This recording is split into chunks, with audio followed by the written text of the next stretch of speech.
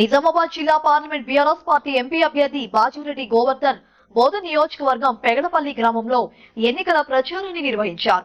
ప్రచారంలో భాగంగా గోవర్ధన్ మాట్లాడుతూ బీజేపీ ఎంపీ అభ్యర్థి అరవింద్, కాంగ్రెస్ ఎంపీ అభ్యర్థి జీవన్ రెడ్డి, బోధన్ ఎమ్మెల్యే సుదర్శన్ రెడ్డి ముగ్గురు ఒక్కటేనని ఎద్దేవా చేశారు.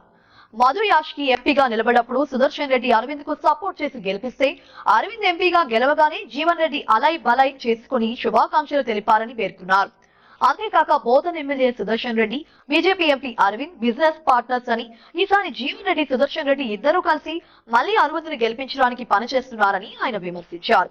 ఇదిలా ఉండగా తనను గెలిపిస్తే పార్లమెంట్ లో నిజామాబాద్ నియోజకవర్గం ప్రజల తరపున ప్రశ్నించే గొంతుకుగా ఉండి నిధుల విడుదల కోసం పోరాడతానని హామీ ఇచ్చారు.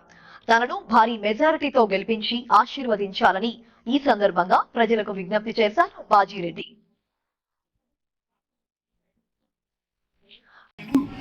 కాంగ్రెస్ పార్టీ ఓటు మొత్తం వాళ్ళ దోస్త్, వాళ్ళ బిజినెస్ పార్ట్నర్ ధర్మపురి శ్రీనివాస్ కొడుకు ధర్మపురి అభివృద్ధి తెప్పించింది. అవునా కదా? ఈయన ఒక్కడే కాదు, ఇప్పుడు పోటీ చేసిన కాంగ్రెస్ పార్టీ అభ్యర్థి కూడా జీవన్ రెడ్డి గారు జగ్త్యాల నుంచి వీళ్ళిద్దరు కలిసికట్టుగా ఉండి కాంగ్రెస్ పార్టీ ఓట్లు మొత్తం బీజేపీ ఇప్పించి గెలిపించిన వ్యక్తి లేదు. అరవింద్ గెలిచిన తర్వాత అలై బలై చేసుకున్నారు Jeevan Reddy, Arvind. Uncle thank you very much, నన్ను గెలిపించాలని చెప్పిండు. అలాంటి వ్యక్తులు ఇవాళ మనం పోటీ చేస్తున్నాం. నేను దయచేసి చెప్తున్నా, 10 ఏళ్ల కింద ఏముండే ప్రభుత్వం ఈ రాష్ట్రంలో? 10 ఏళ్ల కింద కాంగ్రెస్ ప్రభుత్వం ఉండే. కాంగ్రెస్ పార్టీ హయాంలో మా అవ్వలకు, మా ముసలోళ్లకు పెన్షన్ 200 రూపాయలు ఇస్తుంది. ఎవరైనా ముసలోళ్ళు ఇంకా అదనంగా ఉన్న వాళ్ళు ఉంటే పెన్షన్ కావాలంటే బతుకున్న ముసలోళ్ళు చచ్చిపోతే వాళ్ళు తీసి వీళ్ళకి ఇస్తుంది. అంత దరిద్రం ఉండే పరిస్థితి. అప్పుడు కేసీఆర్ వచ్చిన తర్వాత అప్పుడు రైతు బంధు లేకుండే, కళ్యాణకు లేకుండే, చదువు రూపాయలకు లేకుండే, ఇవన్నీ ఏమీ లేకుండే, 24 hours కరెంట్ చక్కరాకుంటుండే. ఇవన్నీ లేని సమయంలో మన టీఆర్ ప్రభుత్వం వచ్చింది, తెలంగాణ వచ్చింది. తెలంగాణ వచ్చిన తర్వాత జరిగిన పరిణామాలు ఏంటి? తెలంగాణ వచ్చిన తర్వాత కేసీఆర్ గారు తెలంగాణ ప్రజలందరూ నా బిడ్డలు, నా కన్న బిడ్డలు, నా కుటుంబ సభ్యులు అని ఆలోచించి అన్ని వర్గాలకు సహకారం అందించిన వ్యక్తి కేసీఆర్ గారు. ఇవాళ మీరెవరో టీఆర్ఎస్ కోపంతోనే ఓటు కాంగ్రెస్ చేయలేదు. మీరు నాకు తెలుసు ఎందుకేసిందంటే తెలంగాణ తెచ్చిండు కేసీఆర్ గారు, 2 సార్లు ముఖ్యమంత్రి అయ్యిండు, మనం ఓటు చేసాం. రేవంత్ రెడ్డి అనే వ్యక్తి తెచ్చిండు, ప్రెసిడెంట్. ఆయన అంటుండు 2010 40 ఇస్తా అంటుండు, రైతు బంధు 10,000 15,000 ఇస్తా అంటుండు, అదనంగా బోనస్ ఇస్తా అంటుండు 500.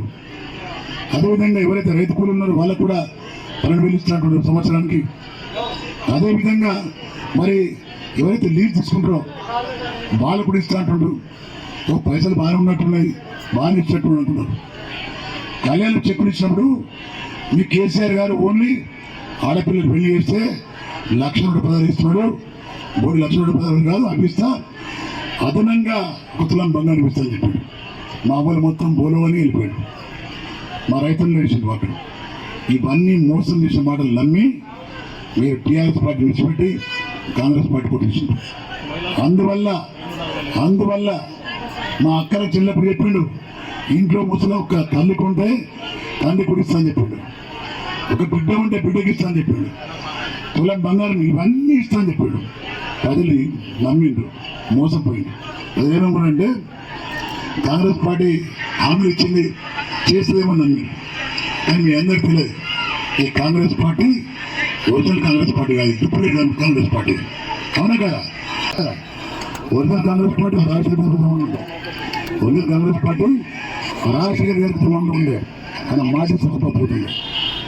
రైతాంగానికి 24 గంటల నుంచి ఇచ్చిండు ఆయన, రైతాంగానికి ఏం చేయాలో చేసిండు ఆయన.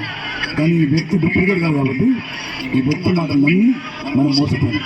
ఇది మీరు కూడా పెరడపల్లి పెద్దలకు నేను చెప్తున్నా, పెరడపల్లి చుట్టుపక్కల ఉన్నటువంటి మా అమ్మలకు చెప్తున్నా, సెంట్రల్ గవర్నమెంట్లో కూడా ఇంటికి అడుగుతుంది. సెంట్రల్ గవర్నమెంట్ ద్వారా ఇండ్లు కూడా వస్తాయి మనకు, సెంట్రల్ గవర్నమెంట్ ద్వారా ఎడ్యుకేషన్ సొసైటీస్ వస్తాయి, సెంట్రల్ గవర్నమెంట్ ద్వారా చాలా ఇన్స్టిట్యూషన్స్ వస్తాయి.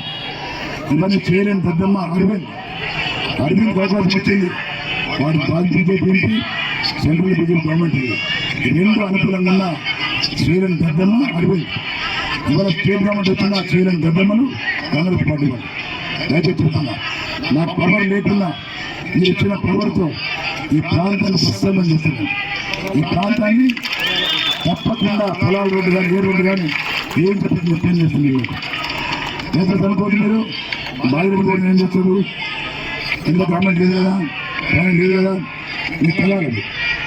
ఆర్మూర్ ఎమ్మెల్యే నేను ఉన్నప్పుడు నేను కాంగ్రెస్ పార్టీలో ఉంది. గవర్నమెంట్ తిరిగిపోయిందే కొట్లాడి రోడ్లు చేసిన లిఫ్ట్ చేసిన ఆ ప్రాంతంలో డెవలప్మెంట్ చేసిన కొట్లాడి పెరిగేస్తారు తప్ప బట్టి నడిపి తీయరు గవర్నమెంట్. నేను కొట్లాడే వ్యక్తిని దయచేసి వస్తున్నాను. ఈ ప్రాంతానికి ఏం కావాలా నేను రాసుకుంటున్నా, అవగాహన చేసుకుంటున్నాను. తప్పకుండా ఈ ప్రాంతం కావాల్సినటువంటి పనులు నేను చేస్తాను.